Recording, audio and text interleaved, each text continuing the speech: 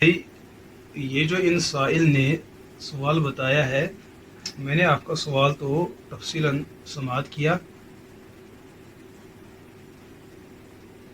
एक मसला है कि ये साथी वीडियो पे कह रहे हैं कि मुफ्ती मोहम्मद इकबाल साहिब जो ज़िला कुलगाम के रहने वाले हैं और अंजुमन सदाए हक जो यहाँ एक उलमाए देवबंद की एक इल्मी तहरीक है, वो उसके एक रुकन भी है। तो मैंने भी वो बयान कल सुना था, कल नहीं शायद परसों मैंने वो बयान सुना था। मुझे ये नहीं पता है कि उस बयान पर किसी साथी का रद्द आया हुआ है। तो बहरहाल इल्मी मसाइल में ऐसा होता है कि दो फरीक में से किसी एक फरीक के फहम में और समझने में और जो उसकी सलाहियत होती है उसमें किसी न किसी एतबार से रुकावट होती है, जिस रुकावट की वजह से वो असल मसले को नहीं समझ पाता है। तो मुफ्ती इकबाल साहिब का जो वीडियो मैंने देखा है उसके अंदर मुफ्ती साहब यूँ फरमाते हैं कि यहाँ जो हमारे कश्मीर के अंदर दुरूद हुजूर पढ़ा जाता है, अस्सलातु वस्सलामु अलैका या रसूल अल्लाह, या इस जैसे और सेगजात जिसके अंदर काफ बराए खिताब हो या हरफ या बराए निदा हो, इस किस्म के जो सलात व सलाम के सेगे यहाँ पढ़े जाते हैं, तो हज़रत फरमाते हैं अगर इन मज़कूरा दुरूदों और तस्लीमात के सेगों को इस अकीदे से पढ़ा जाए कि अल्लाह के रसूल अलैहिस्सलातु वस्सलाम बज़ात खुद हमारी बात को सुन रहे हैं, हमारे दुरूद को खुद समाअत फरमा रहे हैं, ये बात गलत है। तो इस बयान के रद्द में जो है, ये जो साथी जिन लोगों ने वीडियो बनाई थी उनका कहना यह है कि मुफ्ती इकबाल साहिब ने इस किस्म का दावा किया है और हदीस में है अल-बय्यिनतु अलल मुद्दई वल यमीनु अला मन अनकर। हदीस का हवाला तो ठीक है, ये तिरमिज़ी के अंदर रिवायत मौजूद है और मुस्लिम के अंदर भी कुछ अल्फाज की इख्तिलाफात के साथ ये रिवायत वहाँ भी मौजूद है। रिवायत क्या है कि एक मसले के अंदर जब दो फरीक या दो फर्द का तनाज़ा हो जाए, उस तनाज़े के अंदर एक फर्द या एक फरीक मुद्दई कहलाता है और दूसरा मुद्दा अलैह, उसको मुल्ज़िम कहते हैं। अब यहाँ पर ये जो साथी फरमाते हैं कि मुफ्ती साहब ने ये जो बात बताई है ये उनका दावा है और दावा तब तक मकबूल और मसमून नहीं होता जब तक कि उस पर दलील ना हो। तो मुफ्ती इकबाल साहिब को चाहे कि वो अपने इस नज़रिए पर दलील बताए। और शरीयत के यहाँ तो हमारे यहाँ तो दलाइल सिर्फ 4 है, कुरान है, अहादीस मुबारक है और इसी तरीके से इजमाए उम्मत है और क़ियास शरई। इन 4 दलाइल में से किसी एक दलील के ज़रिए से अपने मसले को मुदल्लल करें। लेकिन असल मसला जो है ना वो समझना है, वो ये कि दरूद के मसले में बरेलवियत और देवबंदियत का इख्तिलाफ क्या है, इत्तिफाक क्या है और इख्तिलाफ क्या है, ये मसला समझना है। देखो भाई, दरूद पढ़ने के बारे में जहाँ देवबंदी उलमा की किताबें मौजूद हैं कि उनमें दरूद पढ़ने से मुतअल्लिक जो है काफ़ी तहकीकी कलाम मौजूद है कि दरूद पढ़ना तो मिन जुमला इबादत है और बेहतरीन इबादत है। इससे मुतअल्लिक जो है उलमाए देवबंद की एक मुत्तफ़क़ा दस्तावीज़ अल-मुहन्नद अलल मुफन्नद, उसमें मुस्तकिल जो है उलमाए हरमैन ने उलमाए देवबंद से दुरूद सलाम के बारे में भी एक सवाल पूछा था कि दुरूद सलाम के बारे में आपका नज़रिया क्या है। अच्छा, ज़िम्नन मेरे हाथ में ये नशरुत्तीब है हज़रत थानवी रहमतुल्लाह अलैह की, इन्होंने इसके आखिर में सलात व सलाम के सेगों को बयान किया है। चहल हदीस मुश्तमिल बर सलात व सलाम ये है, ये ज़िम्नन यहाँ पर किताब थी। तो इसके अंदर या फज़ल आमल शेख ज़करिया रहमतुल्लाह अलैह, उसके अंदर भी आप देखेंगे तो उलमाए देवबंद दुरूद की قائل بھی ہے اور درود پڑھنے کے نظریے کو اپناتی بھی ہے.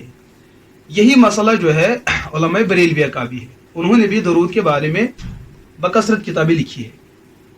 تو درود پڑھنے کے بارے میں دونوں فریق کا اتفاق ہے. اختلاف کہاں پہ ہے؟ اختلاف یہاں پہ ہے کہ علماء دیوبند کا کہنا یہ ہے کہ مخلوق کی عادت یہ ہے کہ مخلوق نزدیک سے سنتی ہے اور دور سے نہیں سنتی ہے. بریلویہ کا عقیدہ یہ ہے کہ مخلوق میں بالخصوص اللہ کے رسول علیہ الصلوۃ والسلام دور سے بھی اور نزدیک سے بھی سنتے ہیں. اچھا، جو ہمارا نظریہ ہے کہ مخلوق دور سے نہیں سنتی ہے اور نزدیک سے سنتی ہے، یہ بات تو بریلوی بھی مانتے ہیں. وہ بھی مخلوقات کے بارے میں یہی نظریہ رکھتے ہیں. البتہ اللہ کے رسول علیہ الصلوۃ والسلام کو مخلوق کا فرد سمجھنے کے بعد ان کا یہاں پہ نظریہ یہ ہے کہ حضور جہاں نزدیک کی بات سنتے ہیں وہ دور سے بھی بذات خود سنتے ہیں. یہ ان کا وہ حصہ ہے جو ہمارے حصے کے مقابلے میں زائد ہے. نزدیک سے سننا اس میں ان کا اتفاق ہے، اور دور سے نہ سننا مخلوق کا، اس میں بھی بریلویت کا اتفاق ہے. ہاں، دور سے سننے اور نہ سننے میں وہ حضور علیہ الصلوۃ والسلام کا اضافہ کرتے ہیں. تو اس کا مطلب دونوں فریق کسی حد تک متفق ہے. جہاں پر زیادتی کا دعویٰ ہے وہ بریلویت کی طرف سے ہے کہ حضور دور سے بھی سنتے ہیں. تو زیادتی کا دعویٰ اصل میں بریلویت کا ہے. تو مدعی کس کو کہتے ہیں؟ المدعی هو الذی یثبت امرا زائدا. وہ کسی زیادتی کا دعویٰ کرے، اس شخص کو مدعی کہتے ہیں. تو یہ جو ساتھی مفتی اقبال صاحب کو فرما رہے ہیں کہ وہ اس مسئلے میں مدعی ہے، یہ غلط بات ہے. ان کو مدعی کے تعین کرنے میں جو ہے غلطی لگ چکی ہے. اصل میں اس مسئلے میں بریلوی مکتب فکر، ان کی جماعت جو ہے اس مسئلے کے اندر مدعی ہے، کیونکہ درود پڑھنے کے بارے میں دونوں فریق کا اتفاق ہے. بلکہ ہمارا یہ کہنا ہے کہ یہ حدیث کا بھی مسئلہ ہے. مشکات کے اندر روایت موجود ہے. ہاں، یہ تو مشکات سامنے ہے. اس کے اندر جو ہے دو روایتیں موجود ہیں، حضرت ابو ہریرہ اور ابن مسعود رضی اللہ تعالی عنہ. اور بھی یہ روایت جو ہے ابن القیم علیہ الرحمہ نے بیان کی ہے کہ حضور نے فرمایا، جو شخص دور سے مجھ پر درود بھیجتا ہے، پڑھتا ہے، ان للہ ملائکۃ سیاحین فی الارض یبلغون من امت السلام، کہ اس کائنات میں اللہ نے فرشتوں کی ایک جماعت کو بس اس کام پر مامور کیا ہے کہ وہ انسان و جنات کے پڑھے ہوئے درود حضور تک پہنچائے. اور دوسری روایت ہے کہ اللہ کے رسول علیہ السلام من صلی علیہ عند قبر سمعتہ، جو مجھ پر میری قبر کے پاس رہ کر مجھ پر درود پڑھے میں خود سنتا ہوں. ومن صلی علیہ نائیا ابلغتہ واعلمتہ، دو روایتیں، دو لفظ ہیں.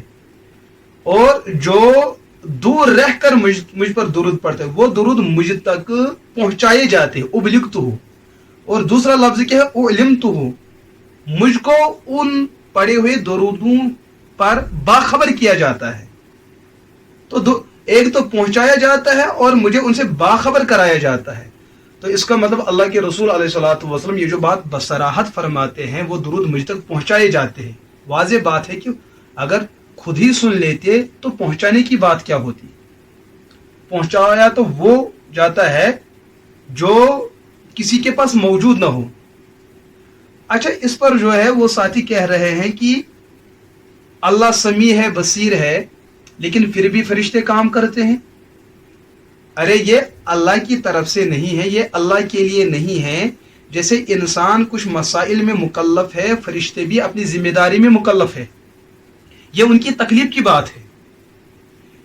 تو اللہ کو مخلوق پر قیاس کرنا، لیس کمثلہ شیء، اللہ کو مخلوق پر قیاس کرنا، یہ تو کفریہ بات جیسی ہوئی. اور اس ساتھی کی بڑی ٹھوکر یہ ہے کہ اللہ سنتے بھی ہے لیکن انہوں نے جو ہے فرشتوں کو کام پہ رکھا ہے.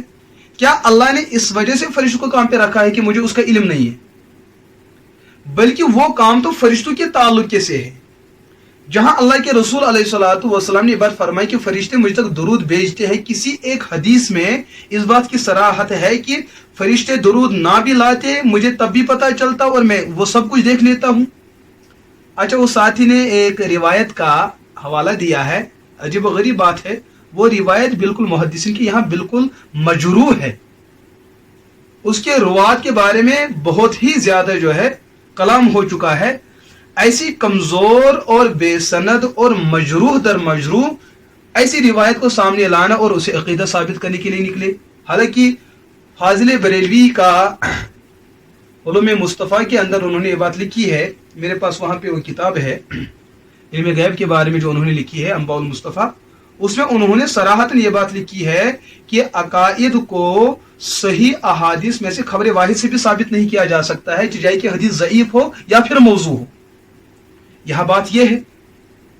तो मुफ्ती इकबाल साहब का जो नजरिया है वो फुकाहे अहनाफ का मुसल्लमा नजरिया है, तमाम चारों अय्यम्मा के यहाँ वो मुत्तफक नजरिया है।